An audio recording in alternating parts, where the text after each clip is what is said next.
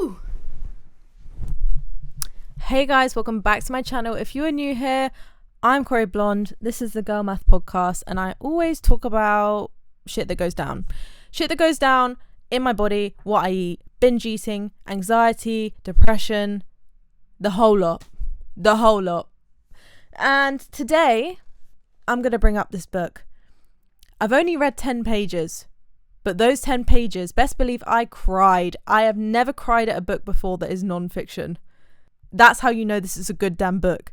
I'm not here to sell it to you. I'm here to give you what's in this book, the information that's in this book that's probably going to help you. So stay tuned. I'm going to be real with you. This week, I've been restricting.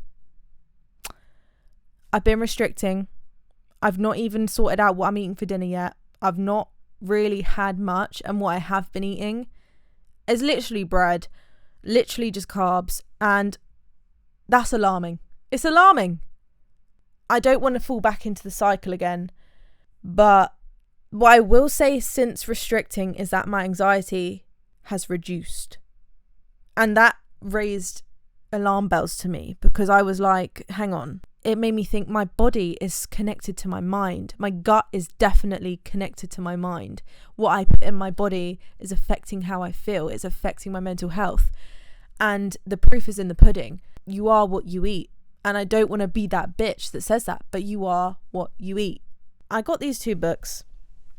I got the Mind Gut Connection book, which I've not started reading yet, but ever since I realized this, I got this book.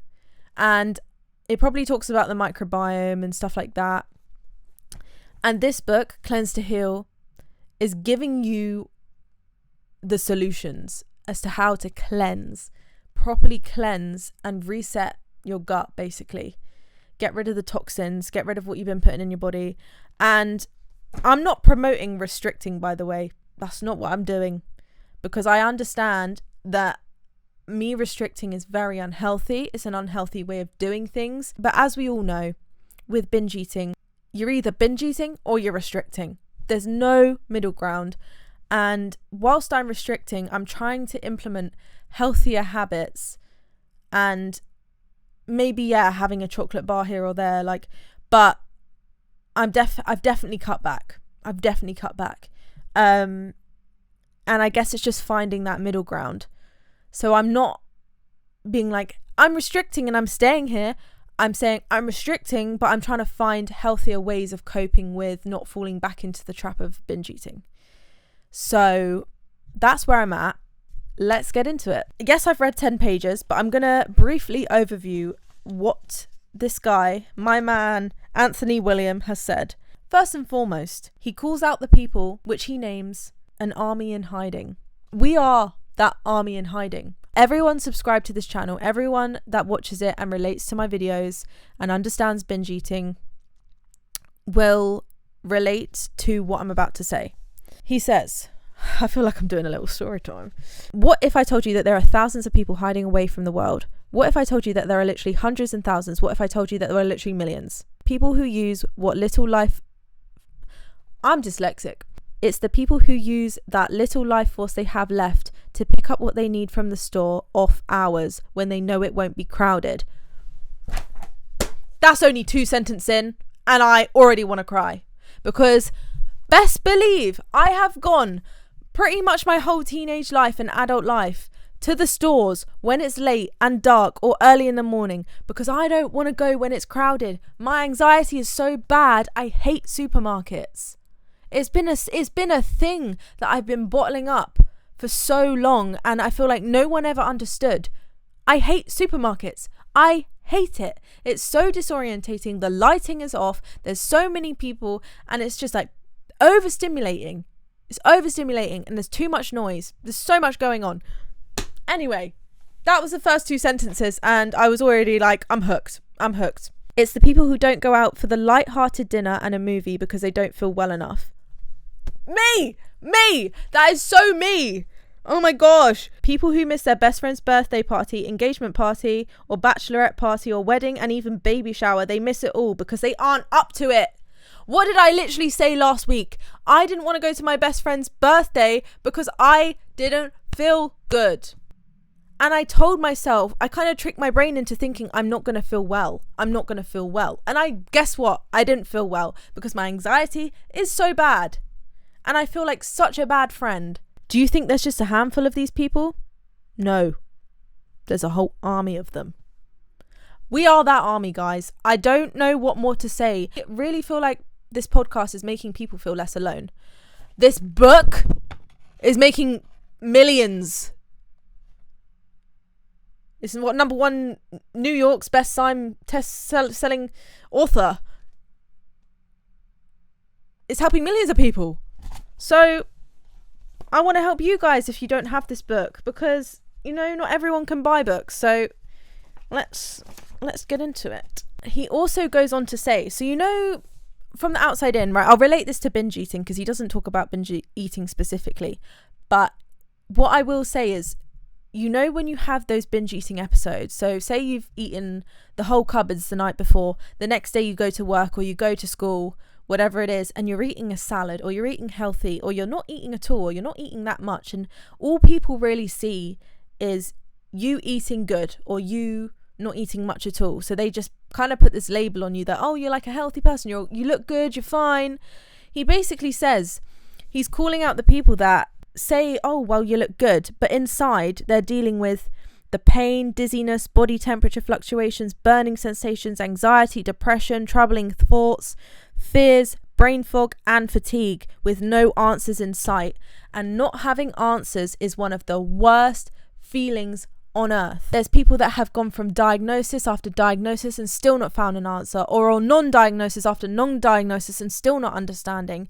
There's just so much out there, and he talks about influencers as well, which I'm about to get into. But my God, there's so much out there, and it's not your fault. Our generation, have it so hard. I don't think people understand. And people coming up the generation below me have it even harder. I couldn't even imagine having Instagram at a raw age of like 12. Even though I think I did, but back in the day, Instagram was so different. Yes, I may have had it at 13, but it was just people posting about their EOS lip balms. Like, it was so much more innocent than it is nowadays. There was no ads, there was no influencers, and I'm not slating influencers, but what I will do is I will slate influencers that promote the wrong thing. Because I have said it on this podcast before, and I'm not afraid to say it again, is that there are people out there, very selfish, that are building their own brand, which he also says in here. They're building their own brand and their own kind of reputation and lifestyle that looks good on them, but it's not actually factual. It's not actually good for you. It's the gym freaks that rave about protein powder. Protein powder is so overprocessed. It's so bad for you. If you have too much of it, it's bad for your liver. Right? And don't get me wrong, protein shakes are good if you want to like lose weight because it makes you feel fuller for longer. But I wouldn't stick to that for a long period of time. Neither would I protein bars. And listen, protein bars are a better option, maybe, I'd say, arguably, as a snack, because it leaves you fuller. But realistically, when you bite into a protein bar and it's so overprocessed that you're like, what even does this taste like? Look at the back of the ingredients. That is something I've been doing recently, and when I look at the back of the ingredients and I don't recognize the name and I don't recognize if I can't make it in my kitchen, basically, I'm a bit debatable. I still eat it. Don't get me wrong. I still eat it because it's good and I'm human and, I'm a former binge eater, if not binge eater right now, but not right now because I'm restricting, you know what I mean? So I will eat it, but I will just kind of tell myself and make myself aware that, okay, I can't eat too much of this because it will lead me down a hole of bad anxiety or bad gut problems, which will make me spiral even more. So for me, it's a deeper rooted thing. It's anxiety, it's my mental health. And that's why I started this healing journey. And I'm not here to say, oh, you need to restrict, because I'm not advocating that at all. I'm not advocating restricting. I'm not advocating, oh, you see that and you don't eat it. I'm just saying you've got to be so aware of what people are promoting to you and what there is out there that may be branded as a healthier option. I'm going to sound so hippy dippy, but organic foods are so much better for you than your local celery in the supermarket. But I don't want to go down that rabbit hole right now, because not everyone can afford, organic foods. Not everyone can afford. I can't, but I'm slowly trying to just eat better, whether that be the supermarket celery. Do you know what I mean? At least it's a better option than what I was before, which was just cookies and sugar. And ever since I've reduced sugar this week, because I've been restricting because I'm in that cycle, my anxiety's got so much better, which made me realize, I'm the problem. Anyway, that's not new news. He also says, which spoke to me, people's symptoms start to impede on their quality of life. They start to lose joys and privileges. They join the hidden army of those stuck at home. I literally said last week, I'm rotting away because I'm stuck at home and I'm anxious. Because with binge eating and with anxiety, it can flip. It can get worse. It can get better. It can not be there at all. Like, it's so draining. I am drained. The last thing I'm going to speak about, because obviously I only read like 10 pages, but he spoke about having a high fat diet, right? Which opened my eyes. And I'm never going to sit here and say, don't eat this, don't eat that. I don't know how many times I have to say this in this podcast, because I don't want people to get the message wrong of what I'm trying to say. But he says that fat thickens the blood. And when you have a thick blood, your heart pumps more. When your heart pumps more, you're probably going to get more fatigued because you're more tired. Which relates back to, I don't know why I have the symptoms I have, and you get really stressed because why am I always tired? Do you have a high fat diet by any chance? Because I know I do. I know I've been fatigued. I know I've been drained and tired. And what he goes on about is leafy greens, fibre, food. It's going to help you flush out all the bad stuff. Now, I am a big believer in, don't drastically change your diet. Don't do what I'm doing, because I know I'm going to fall back in the binge eating cycle, but I'm slowly trying to do it. Do you know what I mean? I mean, maybe I shouldn't say I'm going to fall back into it, because I might not, because I might be different this time. Changing your diet drastically. I remember once I went through 5 different diets like every week, and it just isn't good for your body. It isn't good to just be like, damn, okay, I have a high fat diet, now I need to eat just greens. No, your body is not going to be used to that, because you're used to digesting what you're used to digesting. Your body's going to be like, hang on a second, what are you doing here? And it might even just shut down. Like, you might just feel awful for the next week. So I will never advocate to just drastically change it. But I'm eating what I normally eat, just not in excess. I'm kind of eating a lot of bread, which is bad, I know. But it's the only thing I can really eat right now, because I'm too tired to cook. And I'm also just a mess in general, and I don't want to eat bad foods as much, and bread is the only thing that I can hack right now. I don't know why I'm saying that, but anyway, I don't know if that book spoke to you in any kind of way, but I know it did for me, and I know you guys are a lot like me, so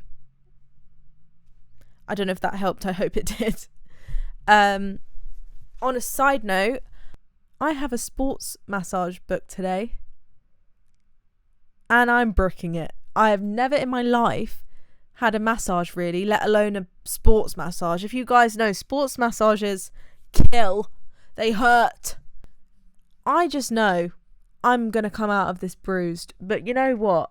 I'm going to update you on how my anxiety feels, because I want him to kind of focus on my upper back, because I realise I hold a lot of tension in my upper back because I'm always anxious. And I'm also going to ask about my jaw, because I've had jaw issues for so long, and I think it's just from like tensing my jaw so much.